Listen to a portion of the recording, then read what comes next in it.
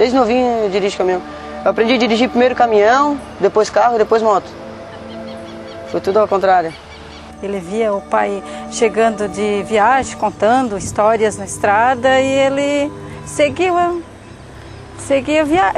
o exemplo do pai. Dia 3 de setembro. Eu carreguei na Portinari ali em Criciúma e fui viajar. Tava indo pro Rio de Janeiro, daí ali no 37, ali né, perto da Estiva. Eu tava na pista da esquerda e tinha uma moto na pista da direita. Uma mulher com a filha dela na garupa. Aí eu ia passando ela, né? Ela pegou e entra na minha frente. Pra mim não passar por cima, eu desviei dela. Eu desviei, a roda do motorista do lado esquerdo caiu no desvio e eu caí. Daí o caminhão afocinhou, a carga de piso passou por cima da gabine e eu fiquei imprensado ali dentro da gabine uns 45 minutos. Se eu fosse ele, no caso ali, não sei se eu desviaria. Eu não pensei que eu ia capotar, que podia morrer. Eu tive conversando na estrada agora com os outros motoristas, com pessoas experientes. Não teve um que falou pra mim que desviava, todo mundo falou que passava por cima, mas eu penso diferente nisso. Deus salvou as 3 vidas, né? Ele se preocupou com as vidas que estavam na moto, não se preocupou com a vida dele. Quando eu cheguei no hospital, a primeira coisa assim que eu queria ver era ele, queria ver ele. Aí a moça abriu a porta para mim que eu pedi, aí eu vi só o rostinho dele assim deitado na maca. A primeira coisa assim que eu peguei nele foi no pé dele, que ele estava deitado assim pra porta, deitado pro pé pra porta, né? Peguei na perna ele, ai mãe! Eu disse, ai, graças a Deus que tá bom, que ele falou. E ali foi tudo, né, que ele falou, ele levantou a cabeça. A única coisa que tiraram do caminhão, cara, foi eu, a minha Bíblia e a minha camisa. O resto não saiu mais nada. E com certeza foi Deus que salvou ele daquilo ali.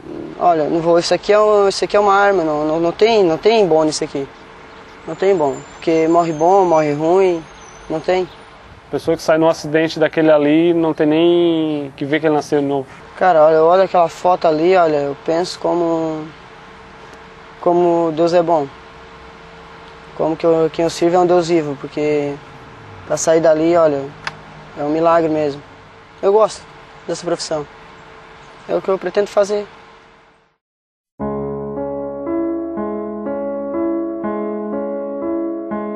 Um casal que só mostrou o bem, só preocupavam-se com o bem. Eles procuravam sempre ajudar, não eram só patrões, eram amigos. Eu, para eles, não era empregado, não era nada. Era uma pessoa da família. Aproveitaram muito, uma alegria de viver muito grande eles tinham. A Carminha, ela levava uma vida assim bastante religiosa, bastante ligada à igreja, de uma personalidade muito forte.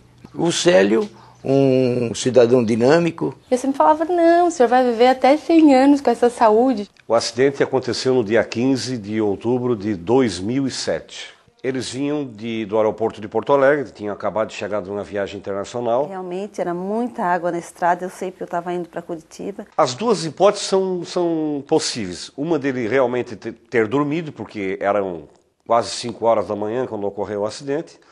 E a segunda hipótese de o carro ter aquaplanado porque chovia muito naquela noite e o carro deve ter se descontrolado das mãos do motorista e ter ido em direção ao rodado frontal do caminhão. Para mim, estava com o Denilson, estava com Deus, eu não tinha nenhuma preocupação assim. Por volta de 7 horas da manhã, a minha ex-empregada me acordou dizendo que tinha ocorrido um acidente gravíssimo com a dona Carminha e o seu Célio, e que a dona Carminha já havia falecido. E foi uma senhora lá perto do campo do Criciúma que telefonou para mim. Ela só sofreu um acidente. Eu disse, então já morreu. Aí ela na mesma hora falou, não, faleceu mesmo. A minha esposa tinha um irmão do pai dela, o irmão do seu Célio, que mora em Curitiba. O que eu fiz? Eu liguei para ele às 6h30 da manhã, 15 para as 7 da manhã. Ele estava na missa lá em Curitiba, eu aguardei ele chegar, ele me ligou em seguida, eu contei o ocorrido para o irmão dele, no caso, né, o irmão do falecido, e contei a ele que a Bebel estava no consulado em Curitiba, que ele fosse lá dar a notícia para a Bebel. Ele assim, aconteceu um acidente com eles, daí eu disse, aconteceu um acidente, daí eu disse, Qual deles que faleceu? Eu lembro que eu perguntei, daí ele ficou me olhando, daí eu disse, qual deles? Ele assim, os dois, ele disse. Eu disse, não acredito, daí ele assim, os dois, e eu disse, o motorista também. Mas eles já estavam preparados para pegar a Bebel e trazê-la para Criciúma, de acordo com o que eu tinha combinado com ele. Sim, eu fui uma das últimas a ficar sabendo, fui uma das últimas a participar de todo o processo daquele dia. E eu fiquei de costas, assim, para os dois caixões, eu não acreditava naquilo que eu estava vendo, não abrimos, não vi nada. A impressão que eu tenho é que eu estava num teatro, fazendo uma peça e depois aquilo acabou. Mas nunca cheguei a pensar que iria acontecer assim com uma pessoa tão chegada a gente. Tudo que eu tenho hoje, tudo que eu sou, foi graças ao seu Célio e à dona Carminha. Mudou tudo. Foi assim, 360 graus 2 vezes. Que era para ter força e que Deus vai iluminar ela e o marido, que são as pessoas também maravilhosas, bom também. Os pais foram, mas ficou a filha e o genro. E o seu Célio e a dona Carminha sempre vão estar olhando por nós.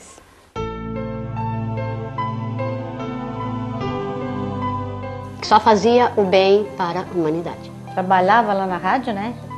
Depois dali ele saía fazer, estava em casa, almoçava e ia fazer as caridades dele. De segunda a sexta ele fazia a sonoplastia, né? E domingo tinha os programas dele, ritmo de festa. Sempre dizia que ele tinha vontade de crescer profissionalmente dentro da emissora e depois até pegar outros cargos, mas na mesma profissão. Então ele tinha a tendência a crescer. O Carlão só dirigia moto, inclusive ele pertencia a grupos de motoqueiro. A moto dele era sempre enfeitada. A moto era como andar de bicicleta para ele. Um cara que andava sempre devagar na moto dele, não bebia, não fazia besteira em cima da moto. Eu sempre dizia para ele assim, Carlão, tu não corre, né? Tu anda devagar, porque moto é perigoso, não tem? O acidente foi dia 23 de abril de 2005, foi ali perto de casa. Na descida da rua Prudente Moraes. Vinha ele e uma menina atrás, né? Que ela pediu uma carona para ele. E eles viram esse carro fazendo zigue-zague. Aí até a menina comentou assim, Carlão, o que aquele cara tá fazendo lá? Aí ele assim, não, acho que ele só deve estar brincando, né? Daí ela só disse que só viu. Mas a moto dele ficou em nada. Não sobrou nada. Pegou tudo. Pegou fogo ainda por cima. A batida foi tão forte que acabou com tudo. E acabou com a cabeça do meu filho também. Então, né, a pessoa que provocou o acidente, ela estava com bebida alcoólica. Se alguém teve culpa, foi o cara que atropelou. Olha, não foi fácil. Não dá nem para acreditar. E não é fácil uma mãe ver um filho assim que era bom, trabalhador. Porque depende tudo da gente, né? É usar fralda, né? É tudo dar na boca, é dar do banho. Caminhar com ele, ele se debruça assim em cima do ombro da irmã e vem andando bem assim, ao redor da mesa. Antes, no começo, ele ainda dava uma faladinha, depois ele negou que não quis mais falar. Aí isso aí pra mim também, quando ele parou de falar, assim, que ele chamava mãe, Maria, essas coisas, pra mim foi uma facada também. Sofri que minha nossa, eu falava com ele. Eu tenho muita fé em Deus, né? Rezo muito, né? Mas Deus que sabe, porque os médicos, eles não deram esperança nenhuma. Ele pode dar uma melhoradinha, assim, mas voltar como ele voltava, era antes. A gente trabalhou, assim, 6 anos juntos, né? Então, todo dia, ele chegava assim, ó, a Verinha, ele chegava da porta, a Verinha querida, tá, tô chegando e tal. E a gente trabalhava todo dia ali, mais de 6 anos, então é difícil tu.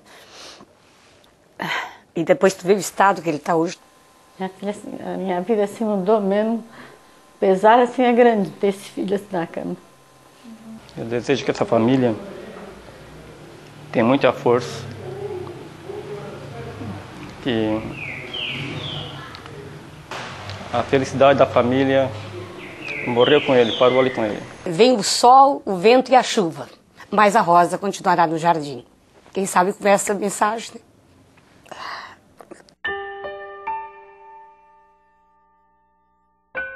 Eu já tinha perdido a chave da moto, daí ainda quebrei o miolo da moto para sair de casa, com a chave de fenda ainda. Isso aconteceu, já não era para sair de casa. Todo adolescente pega moto, né, acha que é o dono do mundo, né? Ele dava aquelas corridinhas de adolescente para se aparecer, assim, quando via menina. Não tinha paciência. Dirigir calmo, né, devagar. Não era assim. O acidente foi dia 28 de abril de 2006. Eu bebi cerveja Mas não, várias, né? Fiquei meio atordoado, depois fui brincar de racha, ali naquela avenidinha ali na rua Angelone. Daí bati na traseira de um carro ali, no gol. O estado da moto dele também foi...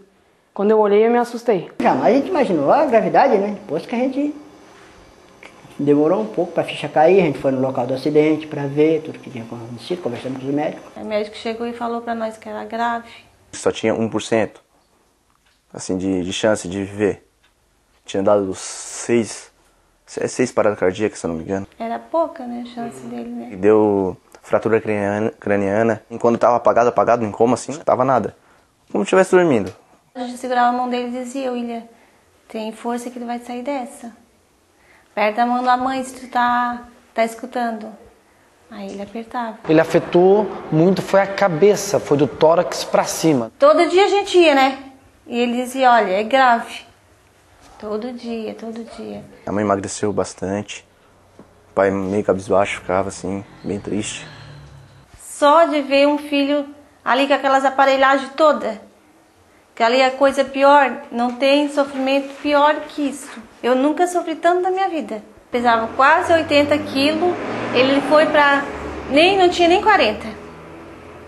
Era assim, era um velhinho, sabe? Sem explicação, né? Só tem uma coisa, Deus, né? Deus foi que tirou daquela lá. Eu orei por ele e li um versículo da palavra de Deus, coloquei as mãos sobre ele e disse, você vai sair dessa, você vai ficar curado em nome de Jesus. Daí daquele instante ali eu comecei a melhorar. Passou, graças a Deus. Tomara que nunca mais, né?